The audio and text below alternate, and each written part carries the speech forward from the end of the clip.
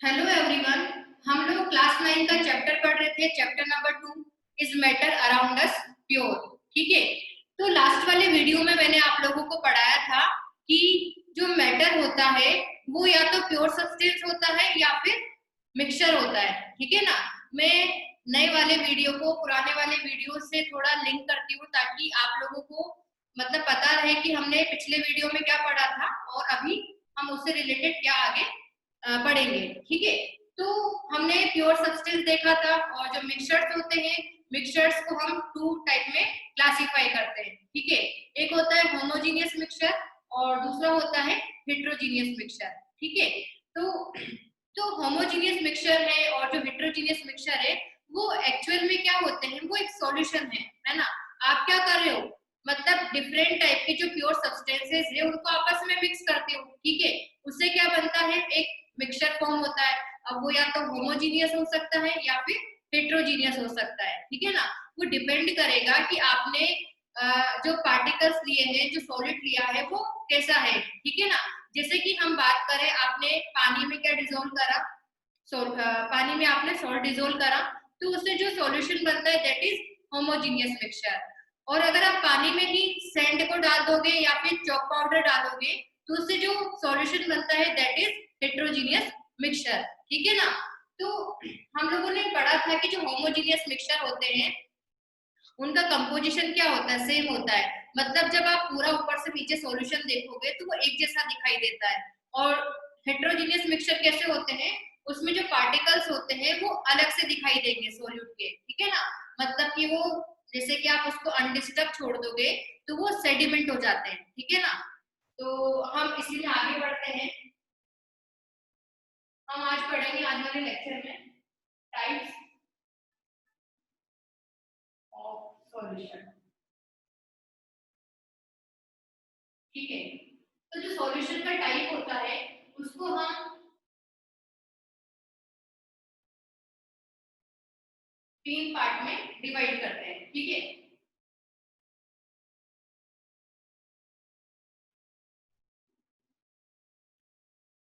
तो ये जो टाइप ऑफ सॉल्यूशन है ये किस हिसाब से है, on the basis of size of particle.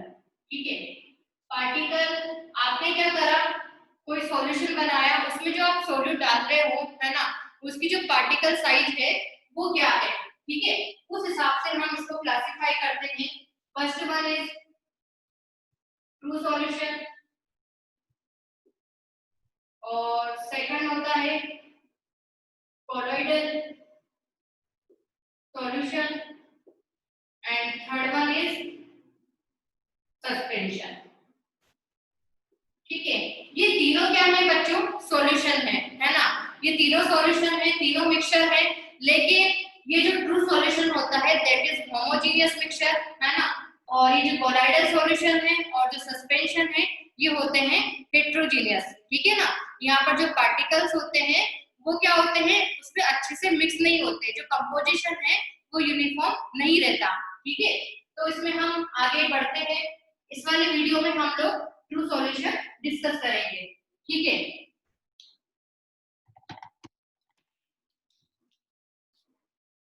तो देखते हैं सबसे पहले हम यहाँ पर ट्रू सॉल्यूशन।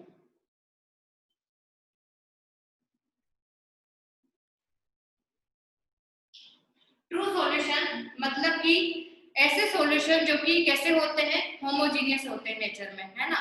या फिर हम ऐसे बोल सकते हैं कि अगर सॉल्यूशन बनेगा ना तो आप लोगों को पता ही नहीं चलेगा कि ये सॉल्यूशन है। ठीक है ना, आप लोग बता ही नहीं पाओगे कि ये सॉल्यूशन है।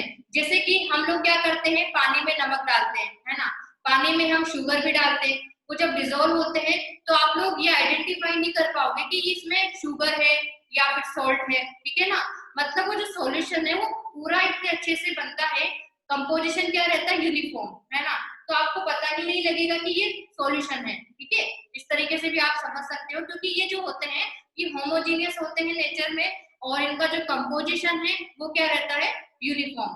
ठीक है, जैसे कि हम बात करें आपने पानी में सैंड डाला है ना, पानी में आपने चॉक पाउडर को डाल दिया, तो जब वो सॉल्यूशन बनेगा ना तो आप लोगों को ऐसे ही पता लग जाएगा कि दैट इज सॉल्यूशन, आपने वहां पर किसी को मिक्स किया है, ठीक है ना। तो ट्रू सॉल्यूशन क्या होते हैं इसके बारे में हम लिखते हैं अभी यहाँ पर।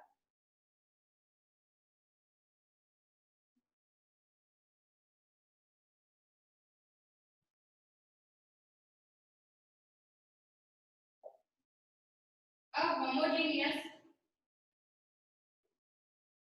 मिक्सचर ऑफ टू और मोर सब्सटेंसेस, ठीक है, दो या दो से ज्यादा सब्सटेंसेस का जो होमोजेनियस मिक्सचर बनता है दैट इज ट्रू सॉल्यूशन, ठीक है।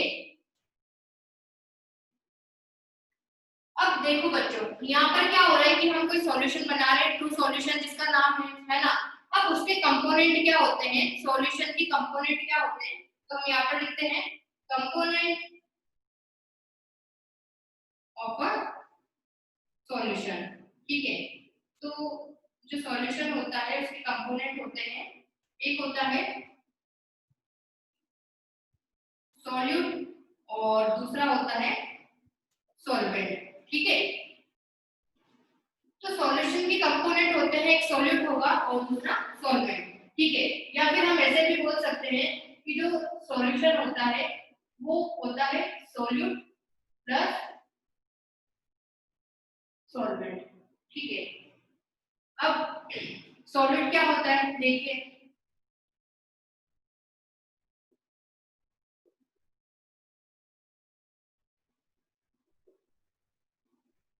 प्रेजेंट इन स्मॉल अमाउंट, ठीक है। सॉल्यूट वो कंपोनेंट होता है सॉल्यूशन का जो कि स्मॉल अमाउंट में प्रेजेंट होता है, ठीक है ना। जो सॉल्वेंट होता है,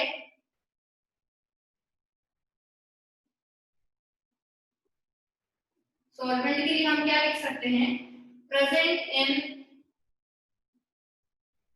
इन लार्जर अमाउंट, जो सॉल्यूशन में लार्ज अमाउंट में प्रेजेंट रहेगा दैट इज सॉल्वेंट, ठीक है। अब ऐसा तो जरूरी नहीं कि हम हमेशा यही बोल पाए, है ना, कि स्मॉल अमाउंट है लार्ज अमाउंट है तो हम इसको ऐसा बोलेंगे। तो आप इस बात का ध्यान रखना, जैसे कि अगर फिजिकल स्टेट चेंज हो रही होती है ना, जैसे कि हम बात करें हमारे पास पानी है ना, पानी में आप क्या करते हो, सॉल्ट को मिक्स करते हो या फिर शुगर को मिक्स करते हो। तो जो सॉल्ट है और जो शुगर है वो क्या है, सॉलिड है ना, वो सॉलिड होते हैं। और जब आप उनको पानी में मिक्स करते हो तो उनका फिजिकल स्टेट क्या हो गया, चेंज हो गया, वो अब लिक्विड में वहां पर मिक्स हो चुके हैं, है ना, उनका फिजिकल स्टेट चेंज हो चुका है। तो ऐसे केस में हम क्या मानेंगे कि जिसका फिजिकल स्टेट फिक्स है दैट इज सॉल्वेंट, है ना। भाई हमेशा तो हम मतलब डेफिनेशन वाइज अगर बात करें तो ये रहता है ना, लेकिन आपको इस बात का भी ध्यान रखना है कि जिनका फिजिकल स्टेट फिक्स है ना, जैसे कि फिजिकल स्टेट फिक्स है, हमने पानी लिया, पानी में हमने शुगर डाला, सॉल्ट डाला, है ना, तो जिसका फिजिकल स्टेट फिक्स रहेगा दैट इज सॉल्वेंट, है ना। जैसे कि हम बात करें, आपने सॉल्ट इन वाटर, ठीक है, तो सॉल्ट इन वाटर में क्या रहता है, सॉल्ट सॉल्यूट है ना, और जो वाटर है वो क्या रहेगा, सॉल्वेंट, ठीक है, क्योंकि वाटर का फिजिकल स्टेट क्या रहता है, फिक्स। तो ऐसे केस में हमें जिनका फिजिकल स्टेट फिक्स रहता है वो सॉल्वेंट होते हैं, ठीक है। और ये सॉल्ट यहाँ पर सॉल्यूट है, ठीक है। जैसे कि एग्जांपल और लें हम, कार्बोनेटेड ड्रिंक्स, ठीक है, इनमें क्या रहता है कि जो CO2 गैस रहेगी, है ना, CO2 गैस क्या रहती है, सॉल्यूट, CO2 गैस यहाँ पर सॉल्यूट रहती है, ठीक है। और जब भी फिजिकल स्टेट सेम है ना, जब भी फिजिकल स्टेट सेम रहेगी तब आपको क्या मानना है कि जिसका अमाउंट ज्यादा वो सॉल्वेंट है ना, और जिसका अमाउंट कम वो सॉल्यूट। जैसे कि हम बात करें, हम एल्कोहलिक ड्रिंक बनाते हैं, है ना, तो आप एल्कोहल लोगे और वाटर लोगे, है ना, वहां पर दोनों का क्या है, फिजिकल स्टेट सेम है ना, तो वहां पर आप क्या देखोगे कि जिसका अमाउंट ज्यादा है ठीक है, हो सकता है कि एक बार पानी ज्यादा है एल्कोहल कम है, ठीक है, एक बार हो सकता है कि एल्कोहल ज्यादा है और पानी कम है, ठीक है। तो जिसका अमाउंट ज्यादा रहेगा वो सॉल्वेंट है और जिसका कम रहता है वो सॉल्यूट है, ठीक है। तो ये डेफिनेशन तो हम इन जनरल लिख देते हैं। आपको इस बात का ध्यान रखना है जब फिजिकल स्टेट सेम होती है तब ये वाली डेफिनेशन काम में आएगी, और जब फिजिकल स्टेट मान लो चेंज हो रही है, जैसे कि सॉल्ट को हमने पानी में डाला, शुगर को हमने पानी में डाला, तो जिसका फिजिकल स्टेट फिक्स है ना, जिसका फिजिकल स्टेट फिक्स है दैट इज सॉल्वेंट। क्लियर, ठीक है। तो ये हमारे सॉल्यूशन के पार्ट होते हैं, एक सॉल्यूट हो गया, दूसरा सॉल्वेंट है ना। अब इसमें हम बात करते हैं कैरेक्टरिस्टिक्स, ठीक है, characteristics of a true solution.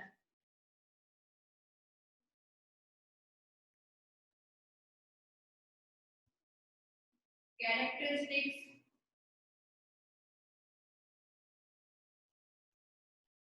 Of a true solution, ठीक है। अब ये जो ट्रू सॉल्यूशन बनते हैं, है ना, तो उनकी कैरेक्टरिस्टिक्स क्या है अभी हम उनको देखेंगे one by one.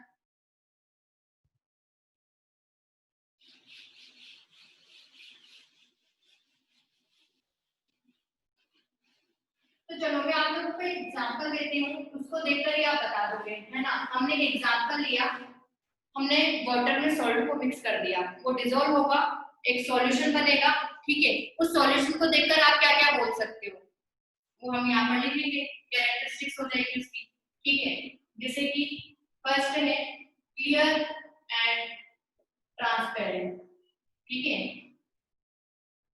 True solution कैसे होते हैं, क्लियर होते हैं, ट्रांसपेरेंट होते हैं, ठीक है। इसलिए क्या होता है कि light can easily pass through true solutions without scattering,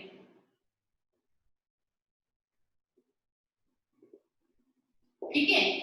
जब आप ट्रू सॉल्यूशन में से लाइट को पास करोगे ना तो उसमें स्कैटरिंग नहीं होगी, वो सीधा वहां से पास हो जाती है, इस बात का ध्यान रखना, ठीक है। इसके बाद हम अगला पॉइंट लिखते हैं, solute breaks down up to molecular size, ठीक है। जो सॉल्यूट होता है वो ब्रेक हो जाता है up to molecular size, almost molecular size, और डायमीटर कितना होता है इसलिए 1 नैनोमीटर और लेस, ठीक है। इसको आप थोड़ा ध्यान से समझना, जैसे कि मैंने सॉल्ट को डाला वाटर में, है ना, तो जो सॉल्ट के पार्टिकल्स है वो कहाँ तक डिसोसिएट होंगे, मतलब मॉलिक्यूलर साइज तक, है ना, मॉलिक्यूलर साइज तक वो डिसोसिएट हो जाते हैं, ठीक है। इसलिए जो पार्टिकल की साइज है वो क्या रहेगी, बिल्कुल कम, है ना। मॉलिक्यूलर की साइज क्या रहेगी, मॉलिक्यूल्स की बिल्कुल कम रहेगी। अगर हम एटम की बात करते हैं नैनोमीटर्स में होते हैं, है ना, उनकी जो डायम है वो किसमें होता है, नैनोमीटर्स में होता है। तो जो मॉलिक्यूल्स हैं उनका फिर वहां पे डायमीटर कितना रहेगा, 1 नैनोमीटर या फिर उससे भी कम, ठीक है। इसीलिए आपको जो सॉल्यूशन है ना वो क्लियर और ट्रांसपेरेंट दिखाई देते हैं, है ना। और जब आपका जो सॉल्यूट है वो बिल्कुल छोटे छोटे मॉलिक्यूल्स में टूट चुका है ना, तो क्या होगा कि जो लाइट है वो इजीली पास हो जाएगी, भाई वहां पर कोई उनके सामने रुकावट नहीं है ना, कोई रेजिस्टेंस नहीं है, पार्टिकल बिल्कुल छोटे छोटे है ना, मॉलिक्यूलर साइज के हैं, इसलिए वहां पर स्कैटरिंग नहीं हो पाती, ठीक है। अब इसमें हम आगे लिखते हैं, अब देखो completely pass through a filter paper, ठीक है। ट्रू सॉल्यूशन को जब आप फिल्टर पेपर में से पास करोगे ना तो वो इजीली वहां से पास हो जाएगा, ठीक है।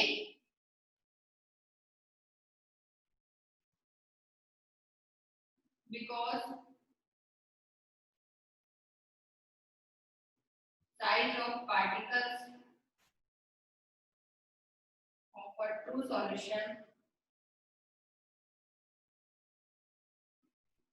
is less than force of a filter paper, ठीक है। फिल्टर पेपर के जो पोर्स होते हैं ना, ठीक है, वो जो पोर्स की साइज होती है उनसे भी कम साइज के ये पार्टिकल्स होते हैं, है ना। ये ट्रू सॉल्यूशन के जो पार्टिकल्स हैं उनका जो साइज है वो फिल्टर पेपर के पोर से भी कम है ना। तो उस वजह से क्या होगा कि वो इजीली वहां से पास हो जाते हैं, ठीक है। कितने छोटे पार्टिकल्स होते हैं। इसके बाद हम अगला पॉइंट लिखते हैं कैरेक्टरिस्टिक्स में। अब देखो, क्लियर है, ट्रांसपेरेंट है, और ये कैसा होता है, होमोजीनियस होता है ना। ये कंपोजिशन क्या है, पूरा का पूरा सेम है, homogeneous in nature, clear, homogeneous होते हैं। इसके बाद particles of solute do not settle down, ये बहुत ही ज्यादा इंपॉर्टेंट पॉइंट है। Particles of solute do not settle down,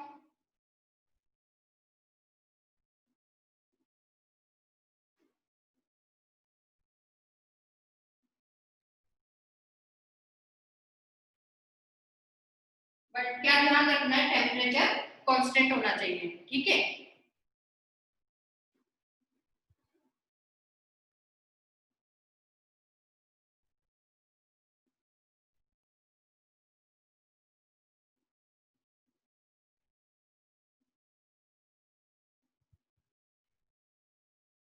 bye evaporation और क्रिस्टलाइजेशन, ठीक है। ये है ट्रू सॉल्यूशन की कैरेक्टरिस्टिक्स, ठीक है। यहाँ पर आप लोग देखिए कि जो सॉल्यूट के पार्टिकल्स है ना वो सेटल डाउन नहीं होते। जैसे कि हम बात करें, हमारे पास शुगर सॉल्यूशन है, ठीक है, तो ऐसा थोड़ा ना कि आपने उसको अनडिस्टर्ब रखा, है ना, आपने उसको अनडिस्टर्ब रखा, आपने डिसोल्व करा, थोड़ी देर के लिए उसको बाहर रख दिया, है ना, तो क्या होगा, ऐसा थोड़ा ना कि जो पार्टिकल्स है वो नीचे जाकर बैठ जाएंगे। शुगर के पार्टिकल्स नीचे जाकर वहां पर सेटल डाउन नहीं होते। आप उसको कभी भी देखो, है ना, सॉल्यूशन को, वो जो रहता है कंपोजिशन क्या रहता है, यूनिफॉर्म, ठीक है। आप सॉल्ट सॉल्यूशन की बात करो, उसमें भी क्या रहता है, वो पूरा का पूरा यूनिफॉर्म रहेगा, ठीक है। इसके बाद देखिए, ये जो ट्रू सॉल्यूशन होते हैं ना, ट्रू सॉल्यूशन अब बना कैसे रहे, आपने सॉल्यूट को डाला सॉल्वेंट में, ठीक है, तो वो जो सॉल्यूशन बनेगा, अब उसमें हम क्या चाहते हैं, हम उसको सेपरेट करना चाहते हैं, है ना, सेपरेशन टेक्निक्स हम आगे पढ़ेंगे, ठीक है। तो जब हम सेपरेशन टेक्निक्स यहाँ पर लगाना चाहते हैं तो इजीली वहां पर सॉल्यूट को इवेपोरेशन और क्रिस्टलाइजेशन से सेपरेट कर सकते हैं, ठीक है ना। क्योंकि क्या होगा, जैसे कि वेपरेशन में क्या होता है, जैसे कि वाटर है ना, वाटर की वेपर्स बनेगी, उसको आप अलग कर लोगे, देन उसको कंडेंस कराओगे, और जो सॉल्यूट है वहां पर वो अलग से बच जाता है, ठीक है। इस तरीके से आप सॉल्यूट को यहाँ पर रिकवर कर सकते हो, ठीक है।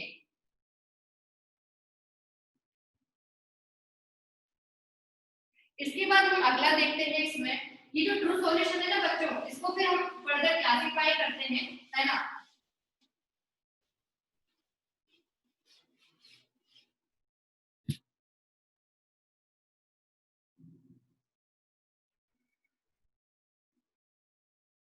ऑन द बेसिस ऑफ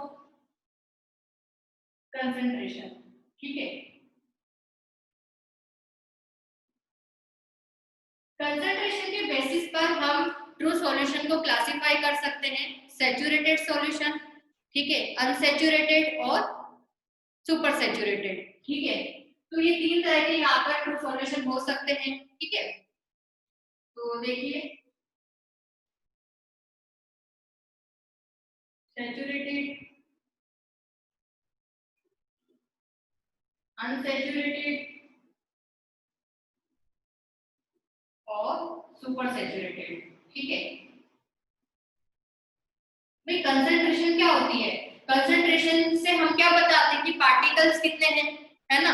भाई यूनिट वॉल्यूम में कितने नंबर ऑफ पार्टिकल्स हैं। जैसे कि आप क्लास की कंसंट्रेशन बताना चाहते हो तो आप क्या बोलोगे कि भाई इस वाली क्लास में आज 10 बच्चे हैं, इसी क्लास में आज 30 हैं, इसी में आज 50 हैं, है ना। तो वो आप उस तरीके से बच्चों का वहां पर कंसंट्रेशन बताते हो, ठीक है। तो हम यहाँ पर जो सॉल्यूशन बना रहे हैं, भाई ये जो मिक्सचरिंग है ना, मैंने आप लोगों को स्टार्टिंग में भी मिक्सचर्स होते हैं, इसमें आप है ना ये जो इसके कंपोनेंट्स है इनमें वेरिएशन ला सकते हो। जो रेशियो है वो फिक्स नहीं होता है ना, आपने कभी सॉल्वेंट ज्यादा ले लिया, कभी सॉल्यूट कम ले लिया, वो सारे वहां पर आप चेंजेस कर सकते हो, ठीक है। बट जो हमारे कंपाउंड होते हैं उसमें ऐसा नहीं कर सकते, ठीक है, वो तो फिक्स रहता है उनका कंपोजिशन। तो ये जो कंसंट्रेशन है, कंसंट्रेशन के हिसाब से हम क्लासिफाई कर सकते हैं सैचुरेटेड, अनसैचुरेटेड और सुपर सैचुरेटेड, ठीक है।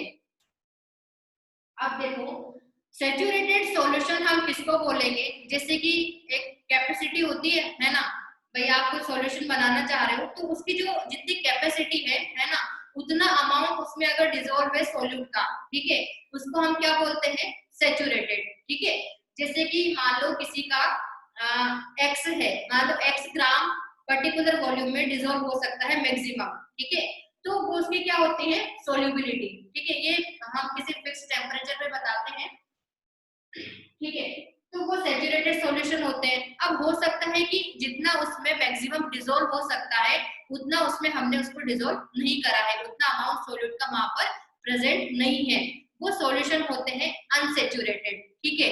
और सुपर सैचुरेटेड क्या होते हैं, जैसे कि उसका मैक्सिमम लिमिट होती है, भाई इतना डिसॉल्व हो सकता है सॉल्यूट, है ना, आपने उसमें उससे भी ज्यादा वहां पर डिसॉल्व कर दिया है, ठीक है, तो वो जो सॉल्यूशन बनेगा that is super saturated solution, ठीक है। अब इसको हम ऐसे समझ सकते हैं, भाई केमिस्ट्री थोड़ी कम समझ में आती है बच्चों को, है ना, एग्जांपल से समझाना पड़ता है।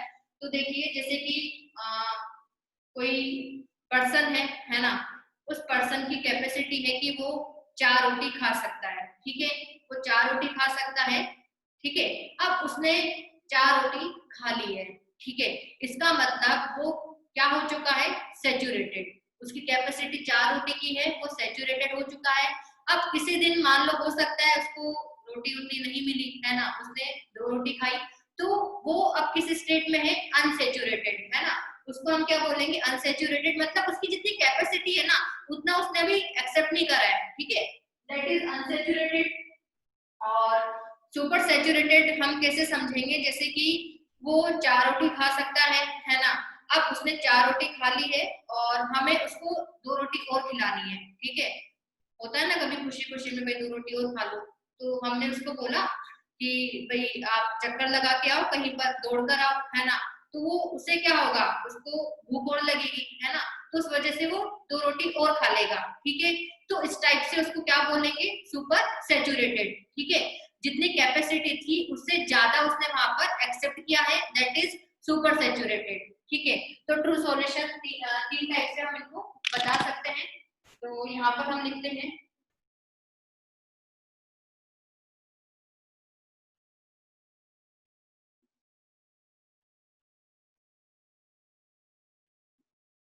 at particular temperature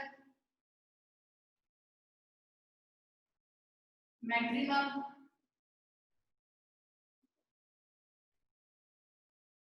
amount of solute present, ठीक है, जितना वहां पर डिसॉल्व हो सकता है ना, उतना अगर वहां पर सॉल्यूट प्रेजेंट है किसी पर्टिकुलर टेम्परेचर पर, तो क्या होगा, उसको सैचुरेटेड बोला जाता है। अनसैचुरेटेड मतलब लेस देन सैचुरेशन, ठीक है, मतलब जितने पर सैचुरेशन आता है उससे थोड़ा कम, तो उसको अनसैचुरेटेड सॉल्यूशन बोलेंगे। और सुपर सैचुरेटेड मतलब मोर देन सैचुरेशन, ठीक है। इसको आप वैसे भी समझ सकते हो, जैसे हम केमिस्ट्री पे आ जाते हैं हम, है ना, जैसे कि मेरे पास एक ग्लास वाटर है, ठीक है, एक ग्लास वाटर में हमने 2 स्पून वहां पर शुगर डाला, वो उसमें अच्छे से डिसॉल्व हो गया, मतलब उसकी मान लो कैपेसिटी उतनी है ना, तो उसमें अच्छे से डिसॉल्व हो गया। अब हो सकता है कि हमने उसमें 1 स्पून शुगर डाला, तो वो क्या होगा, अनसैचुरेटेड, ठीक है, भाई सैचुरेटेड तो मतलब उसमें 2 स्पून भी मिक्स हो रहा है अच्छे से, है ना, तो वो सैचुरेटेड है। अगर 1 स्पून हमने डाला है that is unsaturated. Super saturated मतलब जैसे कि मैंने उसमें 2 स्पून वहां पर डिसॉल्व कर दिया है, अब मुझे मैं चाहती हूँ कि उसमें 2 स्पून और मैं मिक्स करूँ, ठीक है, शुगर का, तो वो होगा नहीं, वो उसमें डिसॉल्व नहीं होगा, तो हम क्या करेंगे, उसको फिर हीट करेंगे, उसको हम टेम्परेचर देंगे तो उस वजह से क्या होगा, वहां पर सॉल्युबिलिटी इंक्रीज होगी और वो जो 2 स्पून वहां पर शुगर के हैं वो भी अच्छे से डिसोल्व हो जाएंगे। That is super saturated solution. ठीक है, जैसे कि चाशनी वगैरह होती है ना, चाशनी मतलब जैसे कि ज्यादा आपने शुगर उसमें डिसोल्व कर दी तो आप ऐसे तो कर पाते हो, उसमें उसको हीट करते हो।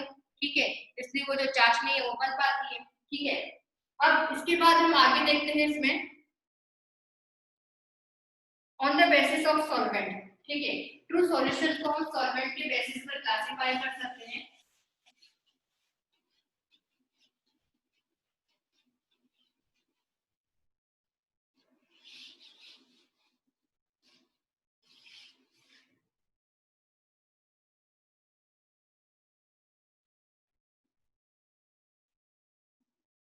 ऑन द बेसिस ऑफ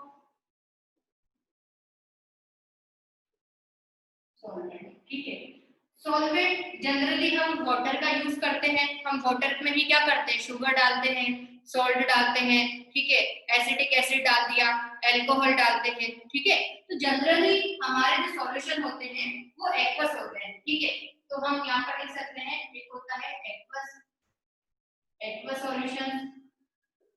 ठीक है, जैसे कि हम बात करें सॉल्ट सॉल्यूशन हो गया। ठीक है, शुगर सॉल्यूशन है जिसमें कि वाटर प्रेजेंट होता है। एक्वस मतलब एक्वा, वाटर वाले सॉल्यूशन। ठीक है,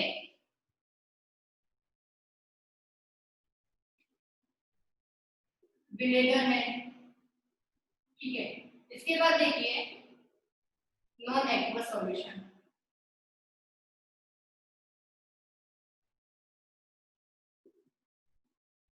नॉन एक्वस सॉल्यूशन मतलब जहां पर वाटर प्रेजेंट नहीं है। आपने क्या लिया है, वाटर की जगह आपने या तो अल्कोहल ले लिया, ठीक है, या फिर CCl4 ले लिया। बहुत सारे सॉल्वेंट होते हैं, ऑर्गेनिक सॉल्वेंट होते हैं, ये तो इनऑर्गेनिक सॉल्वेंट होता है वाटर, है ना, इसमें आप डिसॉल्व करते हो। ठीक है, जैसे कि हम बात करें एग्जांपल, यहाँ पर बस वाटर नहीं होगा, वाटर की जगह कुछ भी हो सकता है, जैसे कि आयोडीन इन कार्बन टेट्रा क्लोराइड। ठीक है, आयोडीन की क्रिस्टल्स को आपने किसमें डाल दिया, कार्बन टेट्रा क्लोराइड में। ठीक है, sulphur in carbon disulphide, sulphur in carbon disulphide. ठीक है, और हम लिख सकते हैं sugar in alcohol, sugar in alcohol. ठीक है, ये हम यहाँ पर सॉल्वेंट के बेसिस पर क्लासिफाई कर रहे हैं। यहाँ पर जो सॉल्यूशन बनेगा ना वो सारे ट्रू सॉल्यूशन ही होंगे। ये भी ट्रू सॉल्यूशन है। तो ट्रू सॉल्यूशन हम किसको बोल रहे हैं, जो होमोजेनियस रहे, यूनिफॉर्म रहे, क्लियर ट्रांसपेरेंट रहे, पार्टिकल साइज कैसी रहे, 1 नैनोमीटर या फिर उससे भी कम। ठीक है, तो ये नॉन एक्वस सॉल्यूशन हो गए। इसके बाद हम क्लासिफाई कर सकते हैं on the basis of physical state of solute.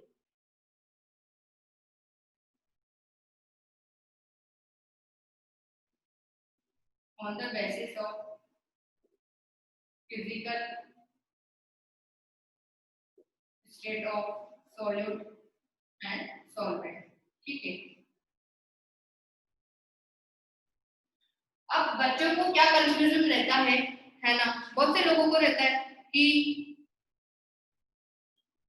Solution कैसे बन सकता है, या तो हम लिक्विड में, मतलब लिक्विड रहता है, लिक्विड में या तो हम सॉलिड डाल देंगे, लिक्विड में लिक्विड डाल देंगे, या फिर लिक्विड में गैस डाल देंगे, है ना, इस तरह से ही सॉल्यूशन बनते हैं। ये बिल्कुल गलत है ना। सॉल्यूशन हम बहुत तरीके से बना सकते हैं, जैसे कि हम बात करें सॉलिड सॉलिड का भी जो मिक्सचर होता है वो सॉल्यूशन होता है। ठीक है, उसका सबसे अच्छा एग्जांपल है अलोइस। ठीक है, जैसे कि हम क्या करते हैं, मैं स्टील का एग्जांपल देती हूँ हमेशा। स्टील हो गया, ब्रास है ना, बेल मेटल है, बहुत सारे हैं अलॉयज तो। ठीक है, तो इनमें क्या होता है, हम मेटल मेटल को मिक्स करते हैं या फिर मेटल के साथ नॉन मेटल हो सकता है, तो सॉलिड में सॉलिड मिक्स रहता है। ठीक है, तो मिक्सचर कैसे भी बन सकते हैं, गैस का गैस में भी मिक्सचर होता है, वो भी ट्रू सॉल्यूशन है। और इसका सबसे अच्छा एग्जांपल है एयर। ठीक है, एयर कैसा होता है, होमोजीनियस। तो हम यहाँ पर लिखते हैं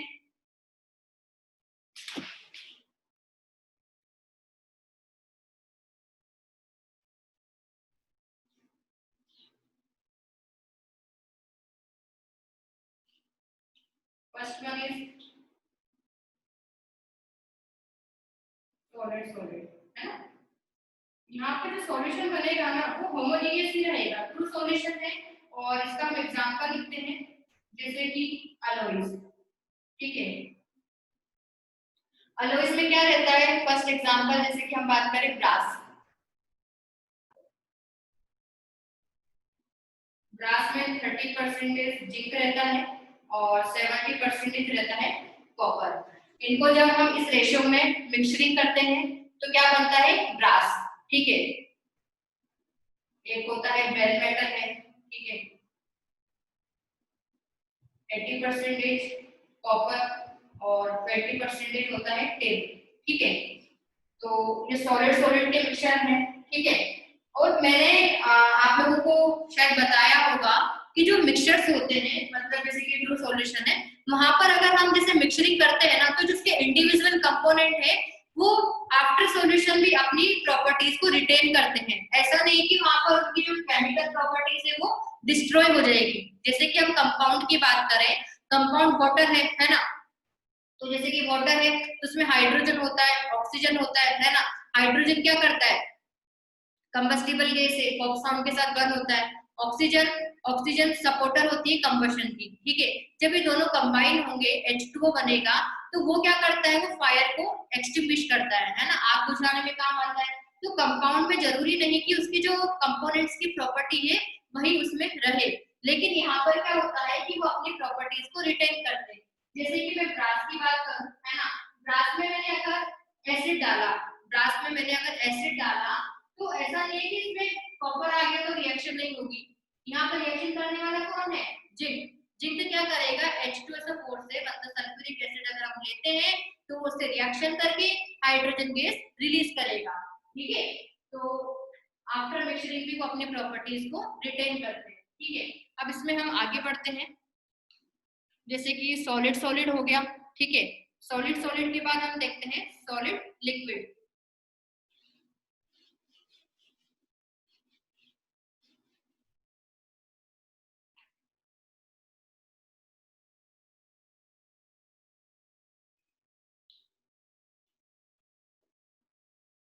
सॉलिड लिक्विड, ठीक है। सॉलिड लिक्विड में हम जानते ही हैं सॉल्ट एंड वाटर, सिंपल सा एग्जांपल। मतलब लिक्विड में कौन है, सॉलिड। वाटर सॉल्वेट का काम कर रहा है और सॉल्ट यहाँ पर किसका काम कर रहा है, सॉल्यूट का, ठीक है ना। अब जैसे कि यहाँ पर देखिए जो ज्यादा अमाउंट में रहेगा, ज्यादा अमाउंट में कॉपर है 70% है, ये सॉल्वेंट है, और ये 30% जिंक क्या है, क्या रहेगा यहाँ पर, सॉल्यूट। यहाँ पर देखिए, यहाँ पर ये 80% कॉपर होता है बेल मेटल में, तो सॉल्वेंट का काम करेगा और ये सॉलिड का, ठीक है। तो ये सॉलिड लिक्विड के मिक्सचर हो गए, शुगर सॉल्यूशन, ठीक है। अब इसके बाद हम अगला देखते हैं। अगला जैसे कि रहेगा लिक्विड लिक्विड, ठीक है।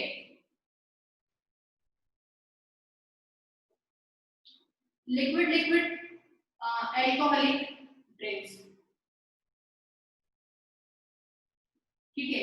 इसमें क्या रहता है, तो वाटर रहेगा और इथाइल अल्कोहल रहेगा C2H5OH, ठीक है।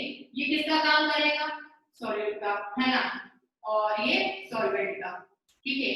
अब कंसंट्रेशन यहाँ पर चेंजेस हो सकते हैं। मैंने क्या बोला आप लोगों को, सॉल्यूट कोई भी हो सकता है, सॉल्वेंट भी कोई भी हो सकता है, ठीक है, क्योंकि दोनों का फिजिकल स्टेट क्या है, सेम, ठीक है। जिसका अमाउंट ज्यादा रहेगा दैट इज सॉल्वेंट और जिसका अमाउंट कम रहता है वो सॉल्यूट रहेगा, ठीक है। मैंने यहाँ पर इन जनरल लिख दिया है, ठीक है। अगर आप उसको डाइल्यूटेड वे में बनाओगे तो इस तरीके से रहेगा, ठीक है। अब जैसे कि विनेगर होता है, विनेगर में भी हम क्या करते हैं, एसिटिक एसिड को वाटर में डालते हैं, ठीक है, वो भी लिक्विड में लिक्विड का मिक्सचर होता है। इसके बाद देखिए